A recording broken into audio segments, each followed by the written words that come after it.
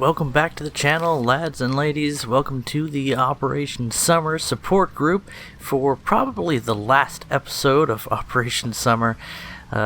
Tomorrow, yeah, let's set that as our goal. Tomorrow we'll get the skin for the F11, and that's the last of the things from Operation Summer that I have my eye on.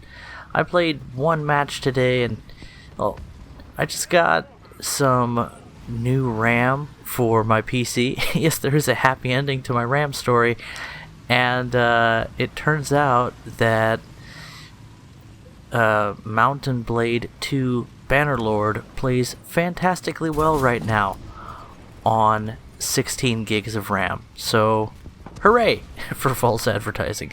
The game definitely does not run on 8 gigs of RAM, at least not nearly so well. So I'm really enjoying it. Steam says that I have over 500 hours on Mountain Blade 2 already, and to catch you up with where we are in War Thunder, a game that I have definitely over 1,000 hours in. The War Thunder native launcher doesn't keep track of that as easily as Steam does, and I don't play the Steam version. I just got my first kill, as you saw, huzzah, in this match, and I already have one base cap. That's right, M18 Speedy Boy doing Speedy Boy stuff, and you might not be able to hear it, but we're listening around for enemy engine sounds, and to wit, the soundscape in War Thunder is looking very nice. Yeah, synesthesia for the win. And T-34-85 with a banana barrel chose the wrong alley to try to escape down. Kudos to him for avoiding his pursuer long enough to hand himself over to the rightful authorities, Nyan Cat crew. Anyway, where was I going with this? So the sounds are looking great in War Thunder. The server stability is up a bit. And that's really one of the things that kills the game when your rounds start ghosting all the time, and when aircraft teleport around. It kills the enjoyment faster than any of the balance issues that people might complain about. And boy howdy are people complaining about what I would consider a fairly controversial move by Gaijin. I'm not going to say whether I approve of it or not, because I haven't decided if the F11 warrants a 50,000 Silver Lions repair cost, but I'm sitting at over 20k repair cost for my F11, which is almost entirely stock, as we jump out of our M18 to get into some aircraft, which was really our goal today. Picking up a nice ME410 kill and getting back off topic. High repair costs coming, we're already in the game now after a recent economy and battle rating update, and there are a number of people whining about a few of the battle rating changes. The G91, yes, going up to 10.0, which apparently is too high of a battle rating for some people's taste. I don't know. I assume it's going up for a reason, and I'll leave it at that. The statistics don't lie. And it seems like if you're the one complaining about it being at a 10.0 battle rating, maybe you're not good enough to play the plane at 10.0, and that's valid, but apparently enough people are. So there you go. It's not like Gaijin has anything against the G91, yes. It's just a really good aircraft, and sometimes you have to deal with that. This is coming from somebody who has watched, and I'm not sure if that guy recognized me or if he was trying to get my attention, but hey bud, every now and then I do get recognized by one of you guys in the game, and that absolutely makes my day. So if you see me in a match, please say hi. I absolutely love it. And I'm also super bad at situational awareness. Look at this style points kill on the SPAA. Are you not entertained? I was having an absolute blast in the Mustang, and it's been a while since I brought Daddy's Girl out to play, and she's just as beautiful and as smooth handling an aircraft as she's always been. The Mustang is fantastic. You can get away with so much in this plane, and you get away with it with a couple of 1,000-pound bombs in the mix.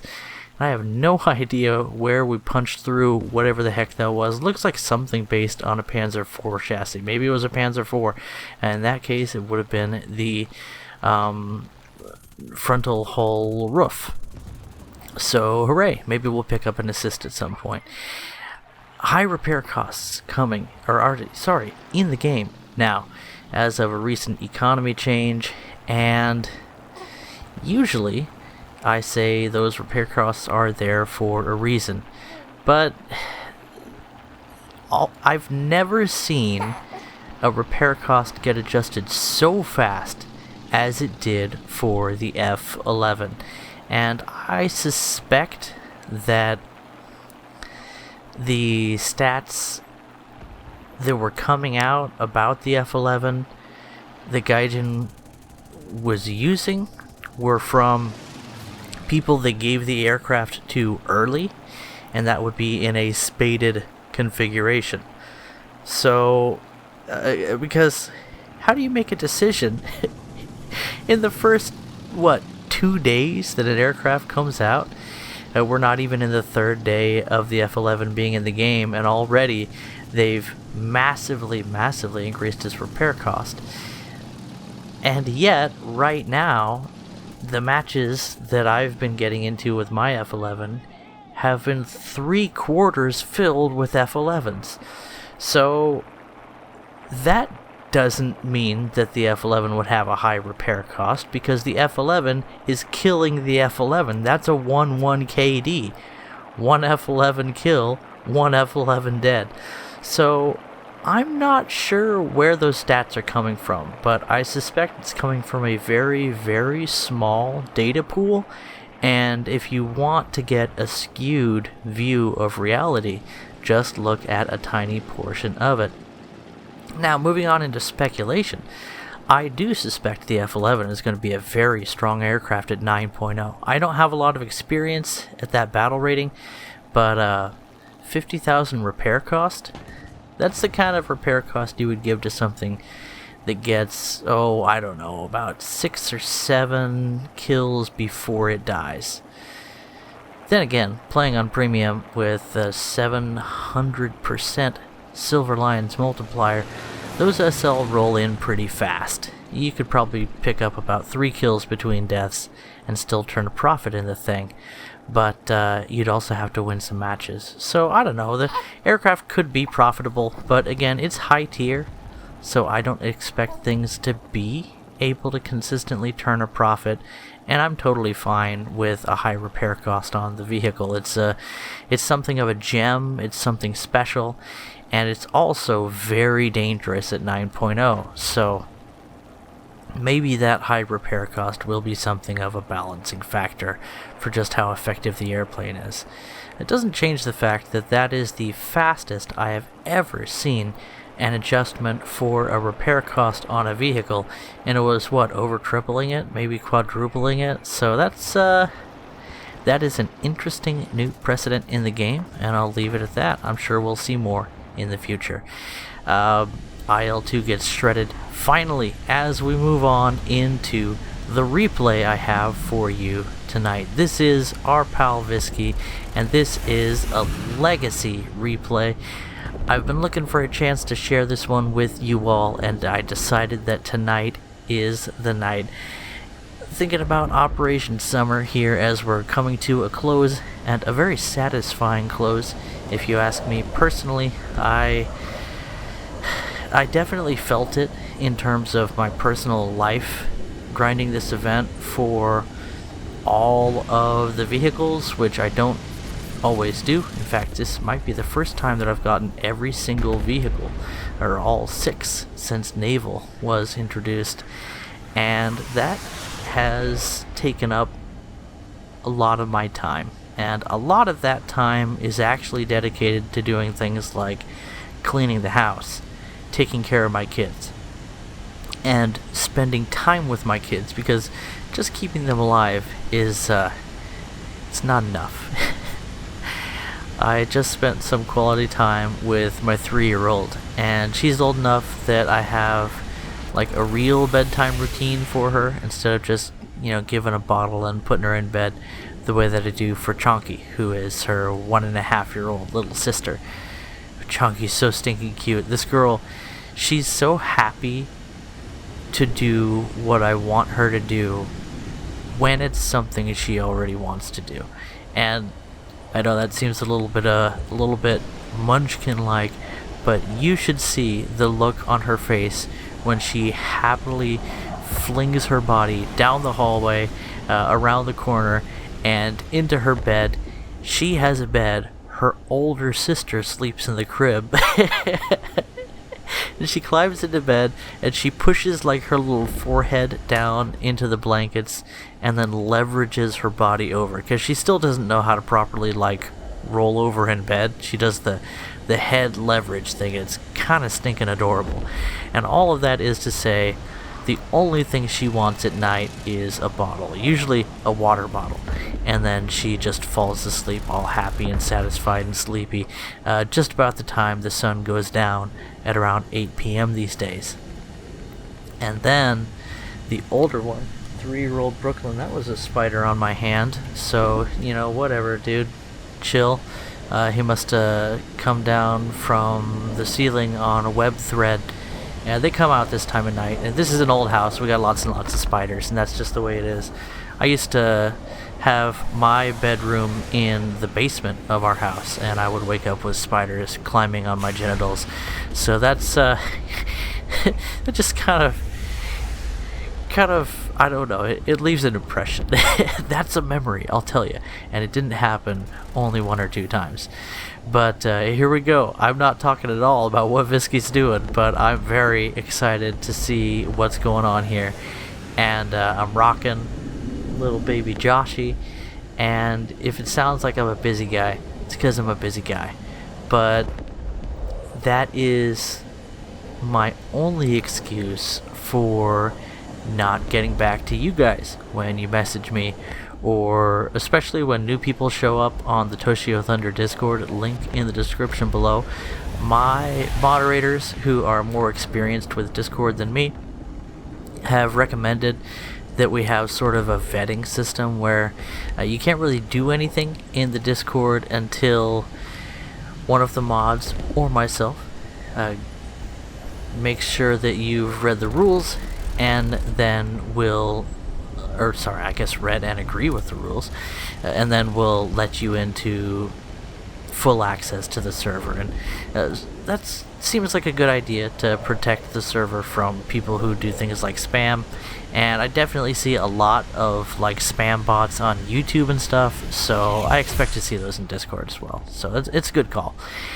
But what that means is that one of my mods who moderate other pages and have other things to do, or myself, who's just, frankly, I'm a pretty busy guy. This is my free time right here, and I'm still rocking a baby, and I'm spending it to make a video. But it might take, a few hours, or, half a day, for you to get noticed, and I apologize. That's the way it is. And I don't know why I'm spending all this time to say that here, other than I wish I could do more. I just got other stuff to do. And in fact, today I spent a lot of time playing Mounted Blade, which is cool, because you can actually pause the game. And a brief pause while Viski hops into a brand new Phantom, because again, this is World War mode, so the only limiting factor for the amount of Phantoms available in this battle is the amount that whatever Force Commander felt necessary or possible to dedicate to this encounter. And if you look at the scoreboard, then you're starting to see that Viski has definitely left an impression on the enemy.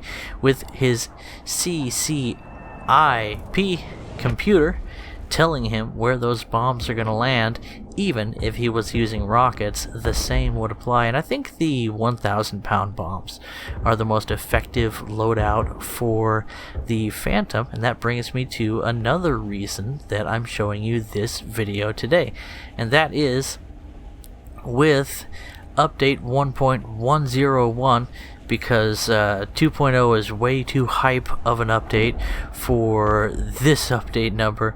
But update 1.101, War Thunder, what's it called? Raining Fire? Yeah, Raining Fire.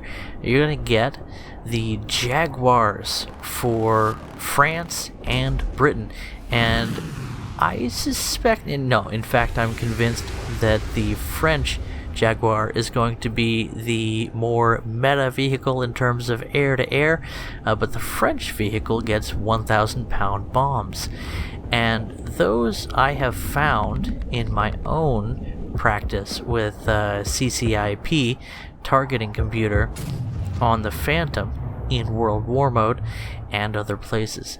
I've found them to be extremely efficient weapons. Really, you only need to do one bomb drop, and if an enemy is holding still, they're dead meat.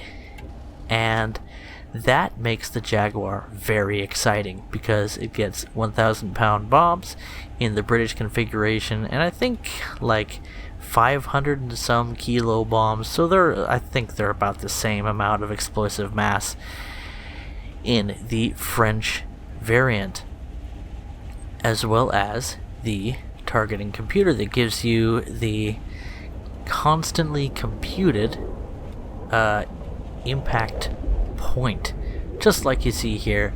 It's an arcade bombing reticle, and really I wonder why it has so much. I guess it's just a carryover from arcade where it's some kind of balancing factor, but if it was a true CCIP, it probably wouldn't have that big